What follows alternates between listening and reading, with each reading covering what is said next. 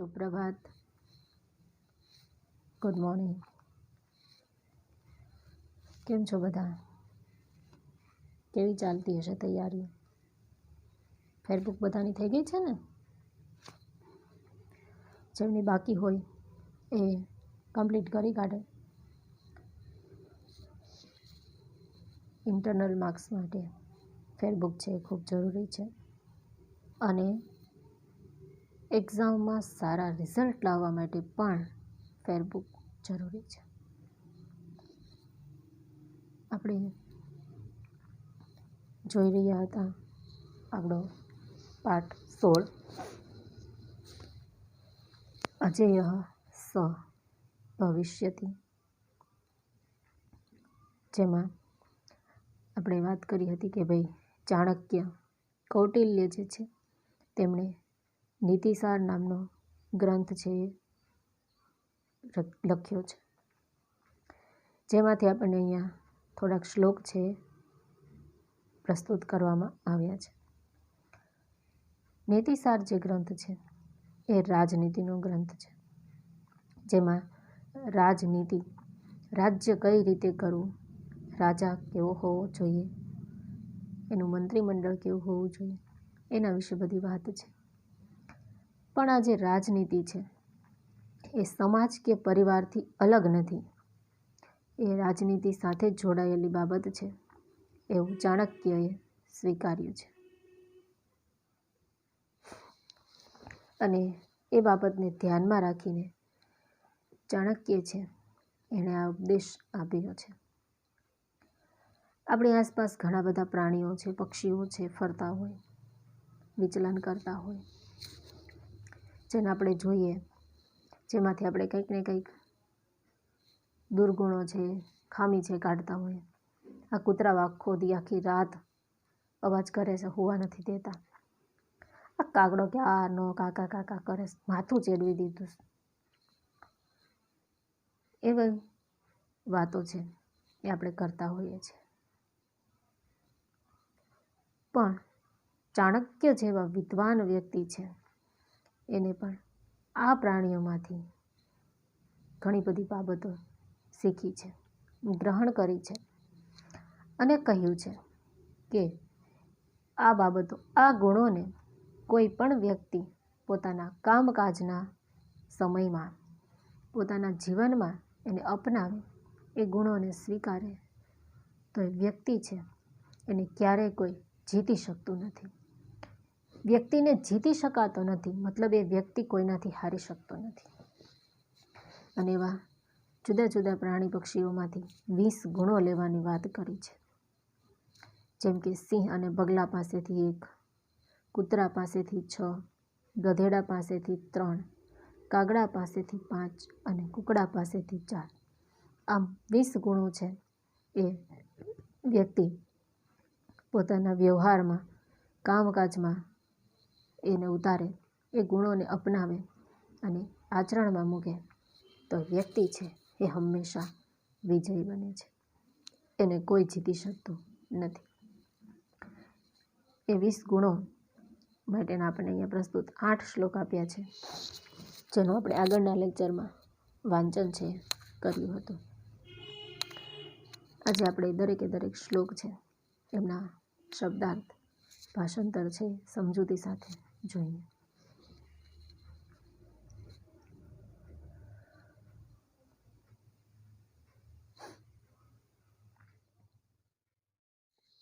Chapter 16, અજેય સ ભવિષ્યતિ, તે અજેય થશે. પહેલા શ્લોકના શબ્દાર્થ: સિંહાત, સિંહ પાસેથી, બકાત, બગલા પાસેથી,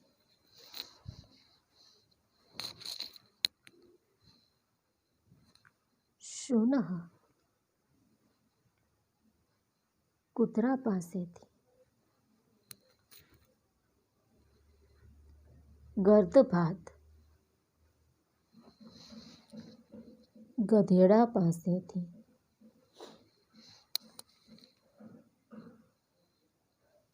વાય 7 કાગડા પાસેથી.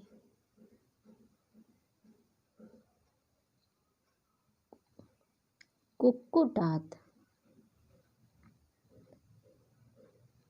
કુકડા પાસેથી. એક ખાસ અહીંયા તમે જોઈ શકો છો કે બધામાં છેલ્લે પ્રત્યયમાં આત આવ્યું છે. સિંહાત, પકાત, ગર્દભાત, વાયસાત, કુક્કુટાત. તો એ આત પ્રત્યય છે એ પંચમી વિભક્તિનો છે. એટલે એમની પાસેથી કોઈ વસ્તુ લેવાની છે, કંઈક શીખવાનું છે, એનો મતલબ કે એમાંથી એ વસ્તુ અલગ થાય છે. એટલે અહીંયા પંચમી વિભક્તિ છે એ લાગી છે.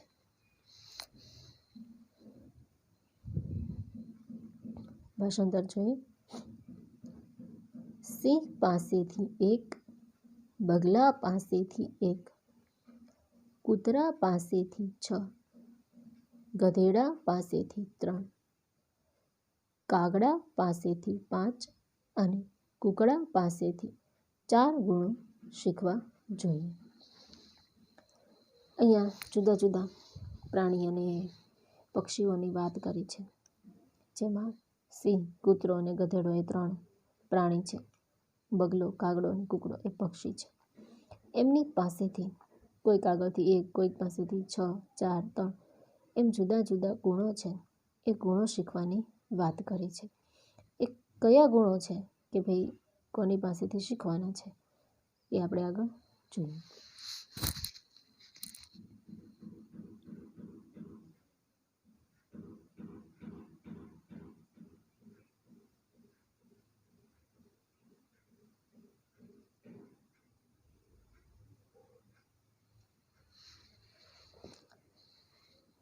બીજા શ્લોકના શબ્દ.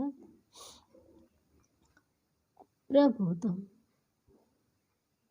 ઘણું, પુષ્કળ. અલ્પ કાર્યમ થોડું કાર્ય. સર્વ આરંભેણ સર્વ પ્રકારના ઉદ્યમ વડે.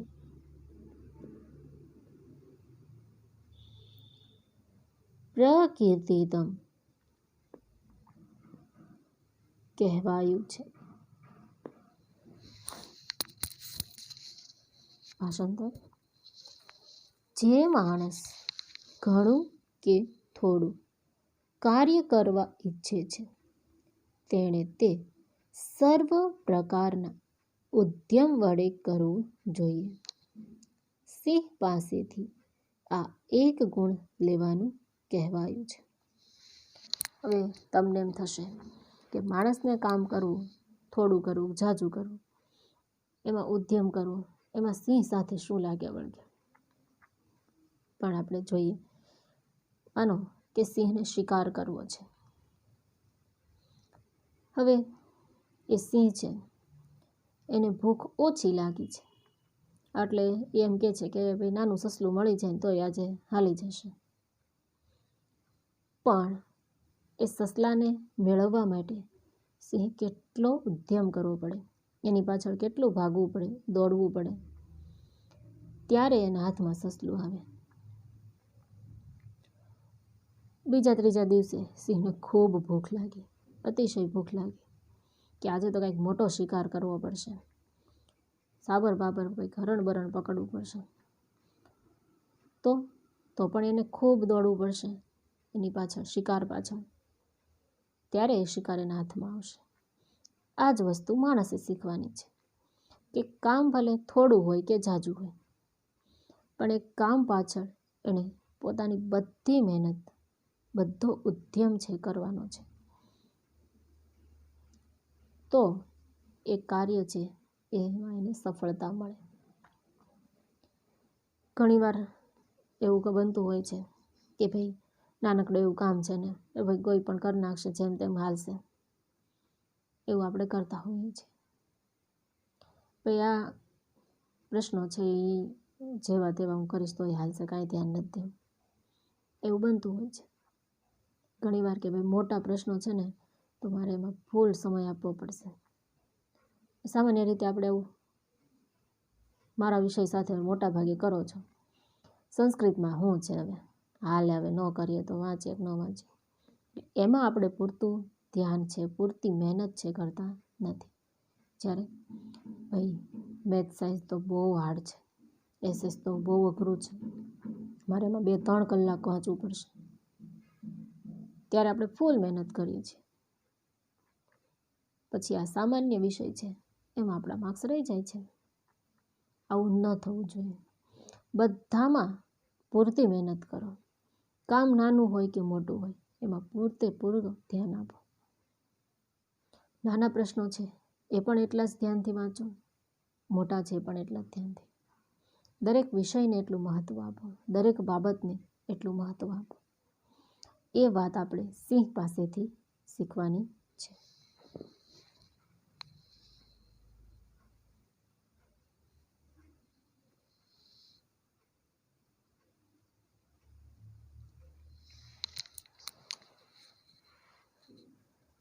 ત્રીજા શ્લોકના શબ્દાર્થ. સર્વ ઇન્દ્રિયાણી, બધી ઇન્દ્રિયો સંયમ્ય કાબૂમાં રાખીને પતિતઃ પડેલો કાલ દેશ ઉપપન્નાની, કાળ અને દેશના સંદર્ભમાં પ્રાપ્ત થયેલા સાધયેત સિદ્ધ કરવા જોઈએ.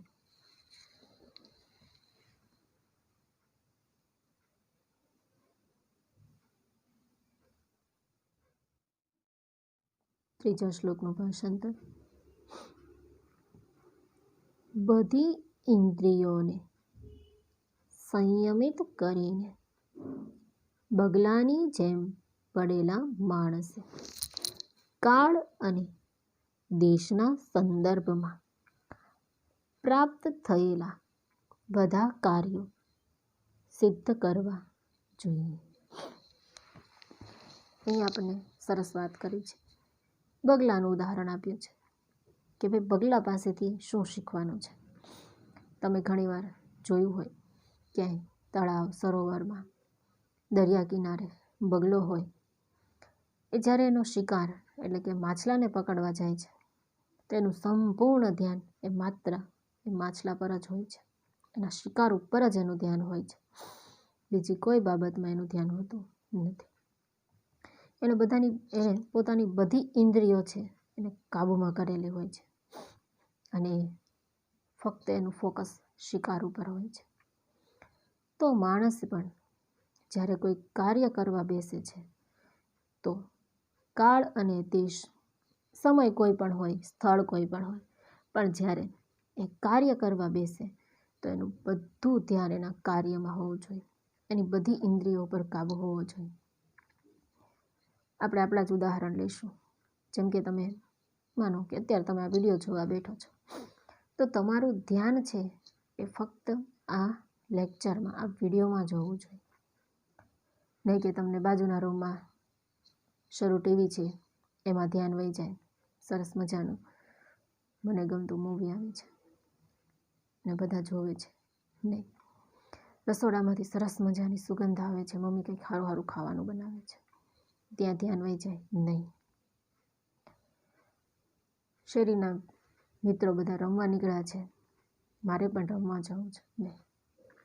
આંખ, કાન, નાક બધી ઇન્દ્રિયો તમારી કાબૂમાં હોવી જોઈએ. સંપૂર્ણ ધ્યાન ફક્ત વિડીયોમાં જ હોવું જોઈએ. તો ઝડપથી તમને આ વસ્તુ છે એ સમજાઈ જશે.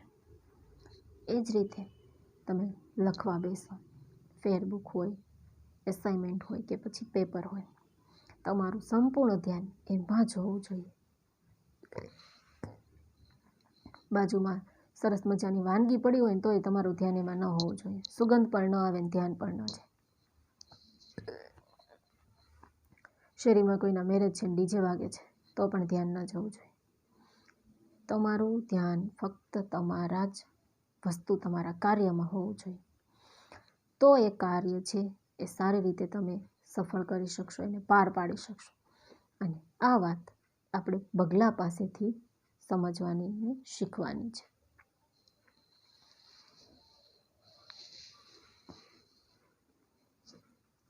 આગળ ચોથા શ્લોકના શબ્દાર્થ.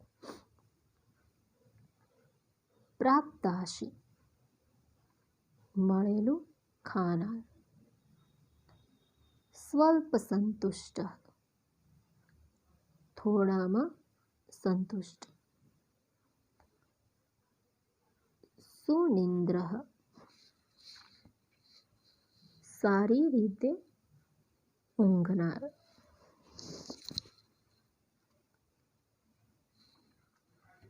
શીઘ્રચેતન, તરત જ જાગી જનાર.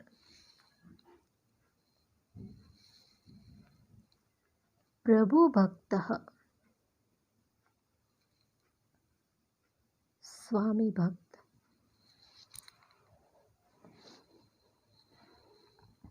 શૂર,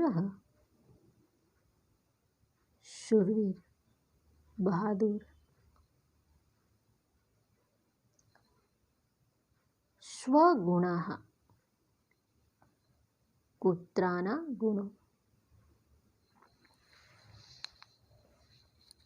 જ્ઞાતવ્યઃ,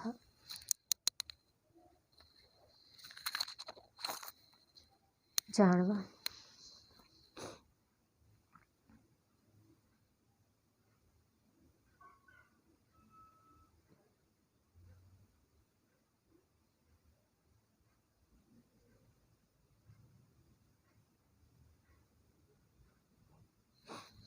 ભાષાંતર. મળેલું ખાનાર, થોડામાં સંતુષ્ટ થનાર, સારી રીતે ઊંઘનાર, તરત જ જાગી જનાર, સ્વામી ભક્ત અને બહાદુર. કૂતરાના આ 6 ગુણો જાણવા. કૂતરા, એને જે મળે એ ખાય છે. થોડું મળે તો થોડામાં રાજી, ઝાઝું મળે તો ઝાઝામાં રાજી. સારી રીતે ઊંઘે. થોડી વાર આમ પડ્યા હોય તરત ઊંઘી જાય, સૂઈ જાય. અને સહેજ અમથો પણ અવાજ આવે તો તરત એ જાગી જાય. સ્વામી ભક્ત, એમનો જે માલિક હોય એના પ્રત્યે વફાદાર હોય છે અને બહાદુર હોય છે. કોઈ પણ સામે આવે એનો સામનો કરે છે. તો આ 6 ગુણો છે એ કૂતરા પાસેથી શીખવાના છે કે જેટલું મળે એટલું ખાવાનું. 2 રોટલી મળે 2 રોટલી, મિષ્ટાન મળે તો મિષ્ટાન. પછી એમ નહીં કે ભાઈ ના ના, મારો તો 2 રોટલીનો જ નિયમ છે, હું કાંઈ બીજું ખાતો નથી. ના, સારું મળે તો સારું ખાવું, ઓછું મળે તો ઓછું ખાવું. થોડામાં સંતુષ્ટ, જેટલું મળે એટલામાં રાજી થઈ જવાનું. હંમેશા સંતોષી રહેવાનું. આગળ પણ આપણે ભણ્યા હતા, સંતોષીના સદા સુખી. બરાબર ને, પરનિધાનમ પાઠમાં. એટલે સંતોષી રહેવું, સારી રીતે ઊંઘવું. જીવન માટે ઊંઘ પણ ખૂબ જરૂરી છે. એટલે પૂરતી મર્યાદિત ઊંઘ લેવી, તરત જાગી જવું અને ઉઠવામાં પણ ઉતાવળ, ઝડપથી ઉઠી જવું. સ્વામી ભક્ત એટલે એવું કે ભાઈ મારા તો કોઈ માલિક નથી, હું કોઈનો નોકર નથી, એ અર્થમાં નથી. આપણે કે ભાઈ આપણા માલિક, આપણા માતા પિતા છે, આપણા ગુરુજનો છે, વડીલો છે, કે જેમના આશ્રયે આપણે રહેતા હોય એ દરેક પ્રત્યે આપણે વફાદાર રહેવું. સગા સંબંધીઓ, મિત્રો પ્રત્યે વફાદાર રહેવું અને બહાદુર રહેવું, નીડર રહેવું. તો આ 6 ગુણો છે એ આપણે કૂતરા પાસેથી અપનાવવા જોઈએ.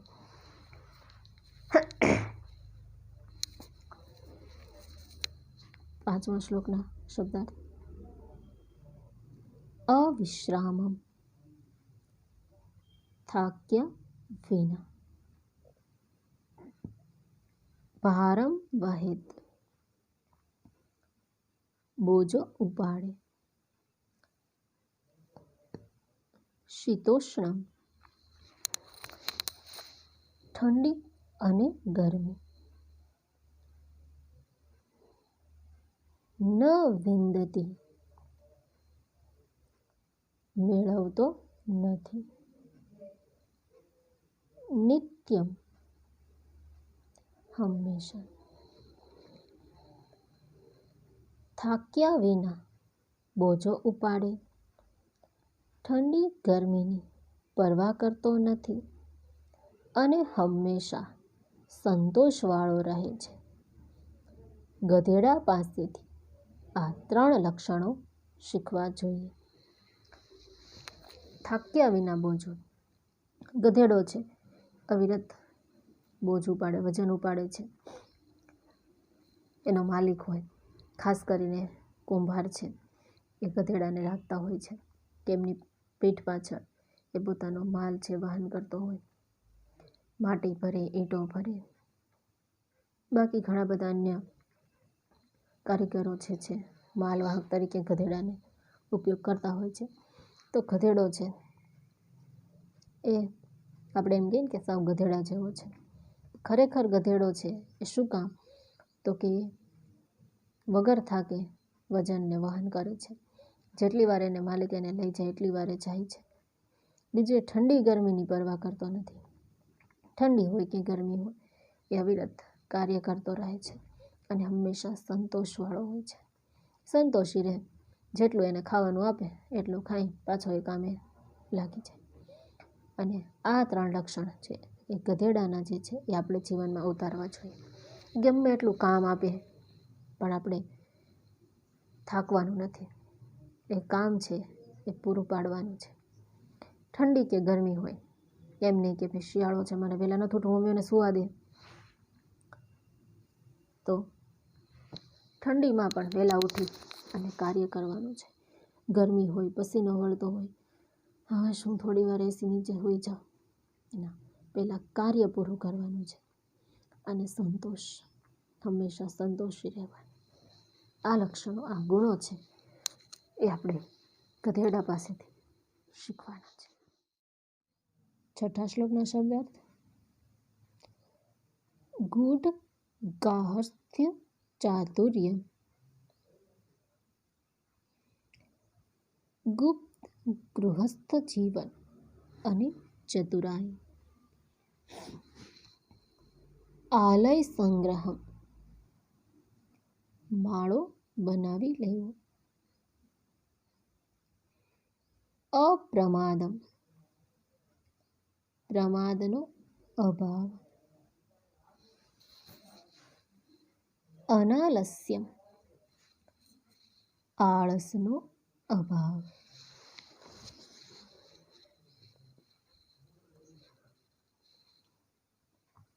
ભાષાંતર. ગુપ્ત ગૃહસ્થ જીવન, ચતુરાઈ, યોગ્ય સમયે માળો બનાવી લેવો, પ્રમાદનો અભાવ અને આળસ ન હોવી. કાગડા પાસેથી આ 5 ગુણ શીખવા. કાગડો છે, આપણે ખાલી કાગડાનો અવાજ જોઈએ, સાંભળીએ, અવાજ સાંભળીએ, ક્યારેક ક્યારેક કાગડાને જોઈએ, પણ કાગડો છે એનો માળો ક્યાં હોય, એના બચ્ચા ક્યાં હોય, એ ક્યારે બચ્ચાને જન્મ આપે છે, ક્યાં મૂકે છે, કોઈ વસ્તુ આપણને ખબર હોતી નથી. અને એટલા માટે કહ્યું છે કે કાગડાનું જીવન છે કેવું હોય છે, એનું ગૃહસ્થ જીવન ગુપ્ત હોય છે. નર કાગડો ને માદા,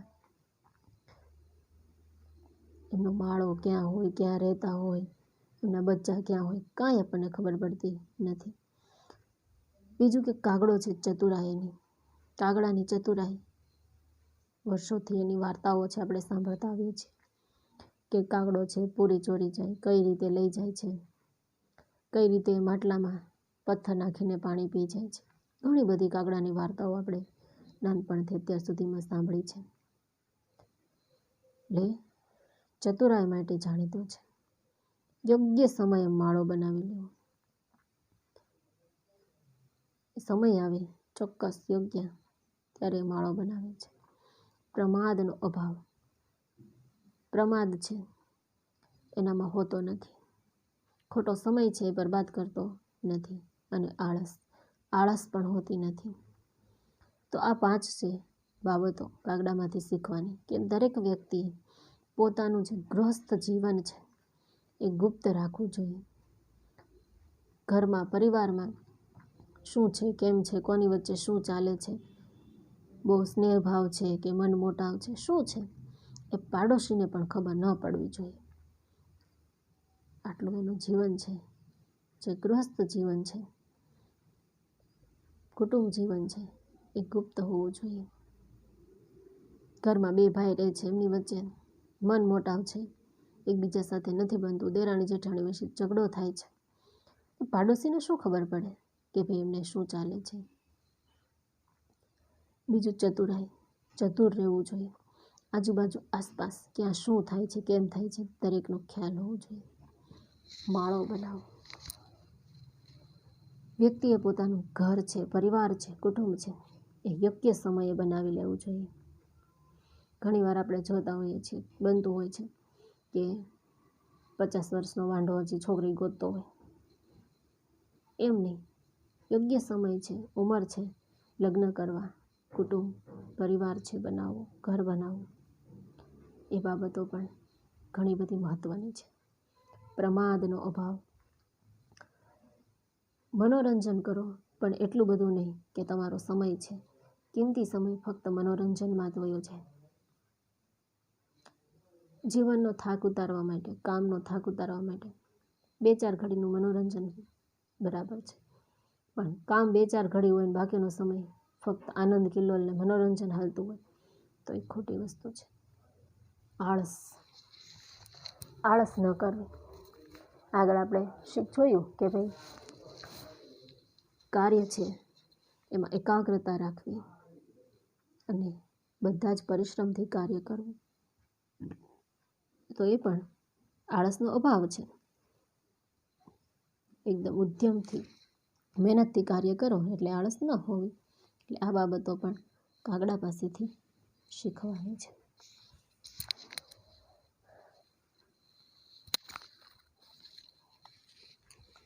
7મા શ્લોકના શબ્દ. પ્રાતઃ ઉત્થાનમ, વહેલી સવારે ઉઠ, બંધુભિઃ, પોતાના જાત ભાઈઓ, આપદગતમ સ્ત્રીયમ, મુશ્કેલીમાં મુકાયેલી સ્ત્રીને.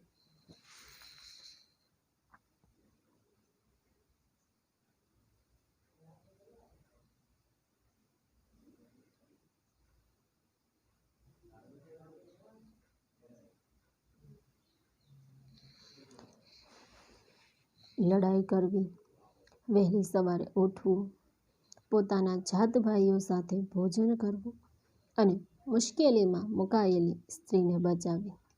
કુકડા પાસેથી આ 4 શીખવા. લડાઈ કરવી એટલે એમ નહીં કે હાલતા ચાલતા જેની એની સાથે ઝઘડી પડવું.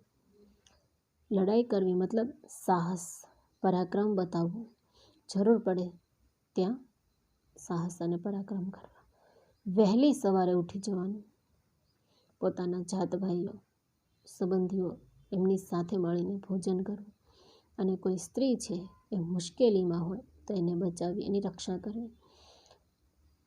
તો આ 4 વસ્તુઓ છે આપણે કુકડા પાસેથી શીખવાની છે. કુકડાઓ છે એ અંદરો અંદર તમે જોયું હોય તો આમનામ છે, લડાઈ કરતા હોય એકબીજા સાથે. ઘણી જગ્યાએ તેમની હરીફાઈ પણ કરવામાં આવે છે કુકડાઓને બધાડવાની. એટલે કુકડાઓ છે એ સાહસ વૃત્તિના, પરાક્રમી વૃત્તિના હોય છે. બીજું એ વહેલી સવારે ઉઠી જતા હોય છે. ઘણી જગ્યાએ ગામડામાં કુકડાની બાંગથી હવાર પડતી હોય, કુકડા બોલે એટલે ભાઈ સમજી જવાનું કે ચાલો સવાર થઈ ગઈ, એનું અલાર્મ ગામડામાં એવું થાય છે. બીજું કુકડાઓ છે સમૂહમાં, આખું ઝુંડ જે હોય છે એમને જે દાણા નાખવામાં આવે તો એ બધા સાથે મળીને ખાતા હોય છે, એકબીજીને ધક્કા મારી ખાતા હોતા નથી. બીજું, મુશ્કેલીમાં આવેલી સ્ત્રી. કુકડાઓમાં પણ એવું બનતું હોય છે કે જે માદા હોય એની રક્ષા બધા કરતા હોય છે.